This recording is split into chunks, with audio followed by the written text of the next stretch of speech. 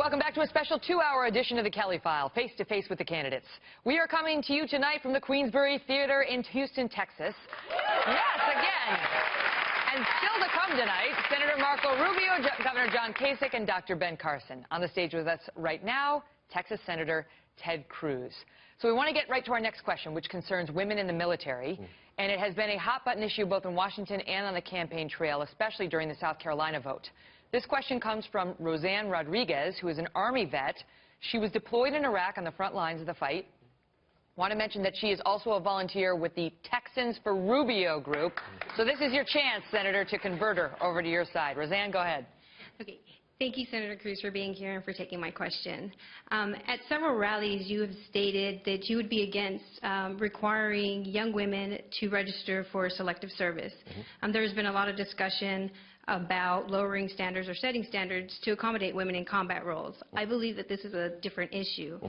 As an Army veteran, a medic, and paratrooper who deployed to Iraq and served on the front lines and in combat, I would like to know why you think young women are less capable or owe less of a debt to this country than our young men are.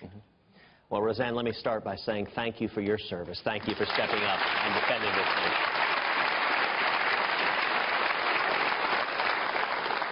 You know, listen, I fully agree with you that women are capable of doing incredible things. I'm the father of 2 young daughters who I think can accomplish whatever they set their heart's desire to. But I also think when it comes to the military that we shouldn't be being governed by political correctness. And the question of the draft is a very different story. It's one thing to say, look, we have many, many women who serve courageously in the military, and that's their choice, their voluntary choice. But I don't think we ought to be forcibly drafting women, particularly putting them in a position where they're in combat. I don't think that makes sense. I don't think it's beneficial to the military. If women want to step forward and serve voluntarily, I think that's perfectly appropriate, and it's a wonderful thing. But it doesn't make sense to be drafting women in combat. And I would note, you know, we had a debate a couple of weeks back where 3 of the candidates, including Marco, came out in favor of drafting women. The next week, Marco joined Mike Lee and me in legislation prohibiting women from being forced into being in the draft. So he backed away from that position right after taking it. Can I just follow up on her? Why don't you think it makes sense? Because I think it risks putting women in an unfair situation. You know, you've got if you're looking at close combat, for example, if you're dealing with a 200-pound jihadist, the idea that we will forcibly take our daughters and put them in a position where they could be in close combat, I don't think that makes sense, and it's not recognizing the realities of combat. You know, the Marines recently did studies on this, looking that putting women in that position ended up increasing casualties, both among the women and among the men, that it decreases military effectiveness. And the job of our warfighters is to defeat the enemy. It's not to be this cauldron for social experiments or political correctness. It is to keep America safe. All right, I want to get to our next question. And our next question is really interesting. Less than a month ago, a grand jury right here in Houston, Texas, was investigating criminal allegations of misconduct against Planned Parenthood, captured in a series of undercover videos. Instead of indicting Planned Parenthood for anything that was in those videos, they decided to indict 2 of the pro-life activists who shot the footage. David Deladian, founder of the Center for Medical Progress, was handed felony charges of tampering with a government record and a misdemeanor count related to purchasing human organs. He wasn't actually trying to purchase them, but he was acting the part. Lauren Day is a big backer of religious freedom. She just drove 2 hours so she could stand here and ask this question. Lauren, you have the floor. Thank you. If David Deladian's case became a federal one, would you pardon him? Lauren, thank you for asking that question. The answer is yes.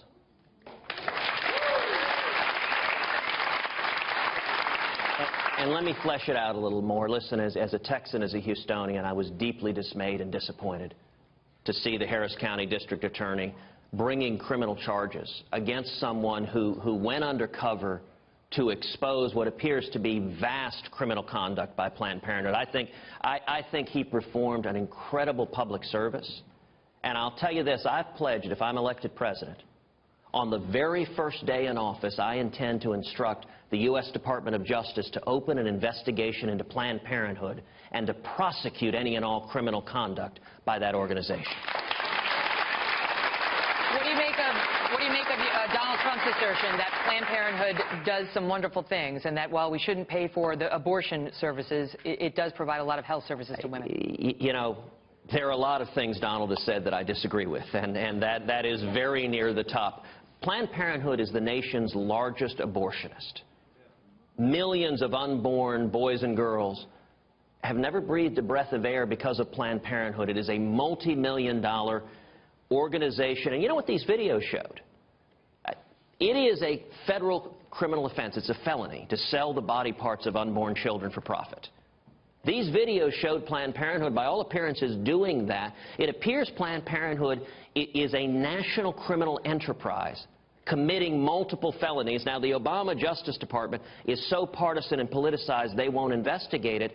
And I got to say, anyone that in light of that on national television rhapsodizes about how wonderful they think Planned Parenthood is, listen, we're going to have to respectfully disagree. I don't think a criminal enterprise taking the lives of millions of unborn children is wonderful in any way, shape, or form, and I don't think they should get federal taxpayer dollars. I want to say, of course, for the record, that Planned Parenthood denies all that and is facing no criminal charges as a result of this. Just want to see if we have one more. Do we have time for one more? We don't. No, wait, one more. Okay, we do. Jorge, he's here. Jorge Virial, you have a message for, you have a question for Senator Cruz about the Hispanic vote. Let us know. Yes, Senator Cruz. So I'm mainly interested in the Republican Party growing to Latinos, especially Mexicans and Puerto Ricans. So my question for you is, what is your message to those Latino conservative voters who are undecided and may be confused by the promises of your fellow Republican primary opponents? Well, Jorge, thank you for that question. It is incredibly important. As you know, Texas is a majority-minority state. And one of the things I was very proud of when I ran for the Senate in 2012 was receiving the votes of 40% of Hispanic voters here in Texas at the same time that Mitt Romney was getting clobbered with 27% of the Hispanic votes nationwide. It is absolutely clear that Republicans have to do a much better job in the Hispanic community. Now, I think the answer to do that, I don't think it's that you pander. I don't think it's that you embrace amnesty and open borders. In fact, I think a great many Hispanics in this country, legal immigrants and citizens, don't favor open borders. It's their jobs often that are being taken away by people who are coming here illegally. I think the way that you earn the votes of the Hispanic community, the way that I earn the votes here in Texas, is making the case that conservative principles work.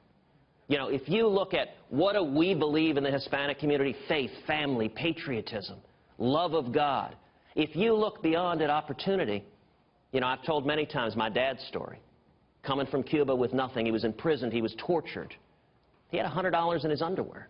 And he washed dishes making 50 cents an hour. I try to think of every policy from the perspective of my dad, that teenage kid washing dishes. You know, if he was still washing dishes today, the odds are very high he would have lost his job because of Obamacare. Obamacare is costing the jobs of millions of teenage immigrants just like it. And if he hadn't lost his job, he would have had his hours forcibly reduced to 28, 29 hours a week because Obamacare kicks in at 30. And as president, I intend to fight to lift the burdens on small businesses so people like my dad, people in the Hispanic community, washing dishes on the bottom rungs of the economic ladder who want to achieve the American dream can do that. And I believe that's a message that resonates powerfully in the Hispanic community. We are going to have to wrap it up with Senator Cruz. I forgot to ask you one question. I just want to get this in before I let you go. Mitt Romney came out today and said that every candidate should release his tax returns. Will you do so, and when, and how many years? Absolutely. I'll release the remainder of what we have this week. I've released already, I think, 5 years' worth. But look, the nice thing is I haven't made enough money that my tax returns are not that interesting. It'll be a speed read for us. Yeah, you know, it's not all that complicated. I recognize that Donald's tax returns are a little more complicated. You know, an awful lot of people speculate that he hasn't made nearly as much money as he said. Who knows, because he doesn't release his tax returns. But, you know, I do think Mitt has a good point, that the voters are entitled to know before they vote, because you better believe the Democrats, if there's anything in there, the Democrats are going to go to town on this. The Democrats are, I mean, look, to be honest, an awful lot of the mainstream media is using kid gloves on Donald right now because they want Donald to be the nominee, and the instant he's the nominee, they will unleash every cannon they can to elect Hillary Clinton. We can't risk that, because if we do, we are going to lose the country. We're going to be buried in debt. We'll lose the Supreme Court. We can't let that happen. Thank you so much, Senator. Great to see you. Thanks for being here.